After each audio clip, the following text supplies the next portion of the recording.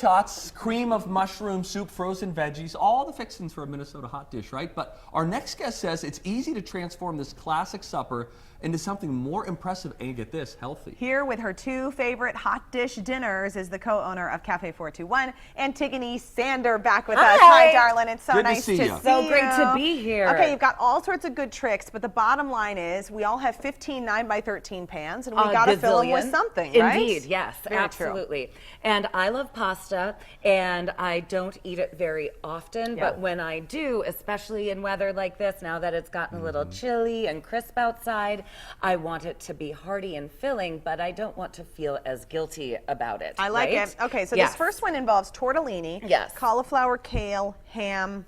Yes. Wow. So it's sort of like a carbonara. It's based on that concept. And I've never had a baked tortellini dish before, and so I thought that might be kind of fun. Yeah. And it looks a little bit fancy once you finish it, as you see here, with some breadcrumbs on top and little golden pieces on top. So did you boil the tortellini ahead of time? I boiled the tortellini and the cauliflower together. So you're using that boiling salted water for double purpose.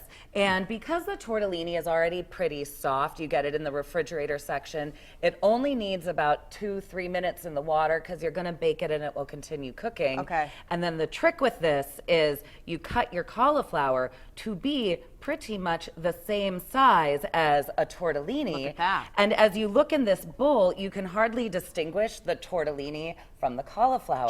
Tricky when you want to feed more vegetables to your small ones at home. I would think that the cauliflower would get too mushy if you're boiling that. Am I wrong in that? It's only in the water for about 2 to 3 minutes. Okay. So to get really mushy cauliflower, you got to leave it in there for upwards of 7-8 minutes. Okay. But then with the pasta and the cauliflower, you take it out of the hot water, put it under cold running water immediately to stop the cooking process so it doesn't go overboard. Gotcha. Then you add everything else? Yes, we add some ham in there. So this is great leftovers at Christmas if you have ham or even turkey at Thanksgiving. And then we're dumping this kale in. We are dumping the kale, and you want to fold it in a couple of steps so that it really nicely incorporates into the dish. And this kale has already been sauteed with a little onion, and it looks like some red pepper. Onion, garlic, red pepper flake to give it a little kick. Yep, you can put all of it in there. Okay, great. Does that really make a difference? I'd just sooner dump it all in there at one point, but it makes that folding process a lot trickier if you do that. You know why you want to do that? So that you don't just get one bite of pasta that has all the kale in it. You want it to spread out throughout the dish. That's the worst bite. 2 more seconds? I'm good. I'm good. Exactly. Nobody wants that. Yeah, and then I like to mix it together in a giant bowl so everything gets really nicely mixed and incorporated together. This is a heavy cream and Parmesan sauce with garlic, so it's super light, but super delicious. Sounds great. And then you spoon it into your dish. Oh gosh, yeah, this is like a 2-man operation. It is. So you do that. I would think you could get creative too, Tig, like if you didn't have ham on hand. There you go. Oh, geez. Is that okay? Yeah, that's perfect. The You have fight it. or flight. Here you go. Couldn't you do like Italian sausage? Oh my gosh, whatever you have in your fridge or freezer, you can use.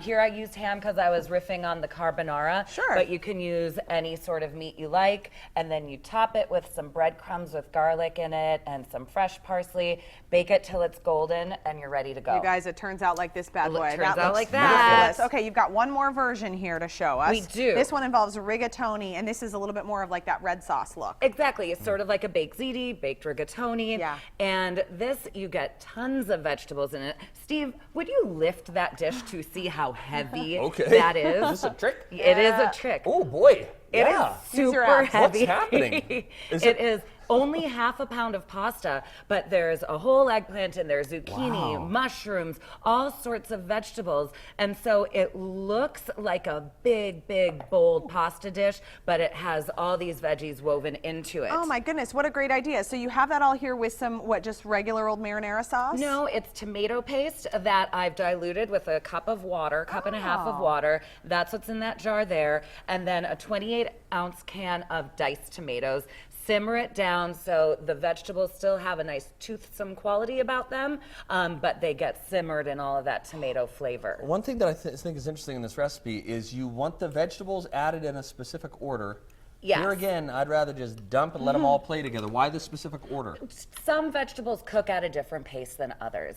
And so you just want to get some of the longer cooking vegetables going first and then add the shorter cooking ones. So you don't get super mushy zucchini by the time you get to your final product. What's that? All right, so here we have ricotta. We're gonna just dig into you our guys plates, dig in, if you I'll don't keep mind. talking. Yeah. So the key to a lasagna is ricotta mixed with eggs and Parmesan, and you put that within the layers of pasta and sauce. We do that with this dish as well. So it's ricotta, feta, and eggs. And so instead of doing a traditional layer of cheese all over the top, here you mix the cheese together, you dollop it on the bottom of the dish like so, and then you would mix together the pasta with the noodles, and then you put that on top, and then keep doing layers like that of pasta and cheese until you end up with a dish like that. So it looks nice and rustic and hearty. Yeah, this is, I mean, Tig, God love you. this is like a potluck Heaven dinner sent. that you want to be invited to. Totally, it is It's perfect fab. for potluck season. Great job, Tig. Cafe 421 is participating in Minneapolis St. Paul Magazine's Restaurant Week, which kicks off this Sunday. You can check out our website for a link to the specials that they're offering. And then we also have these recipes and a link to Tig's beautiful blog. It's called A Pinch of Lemon. We'll be back after the break. So will the teddy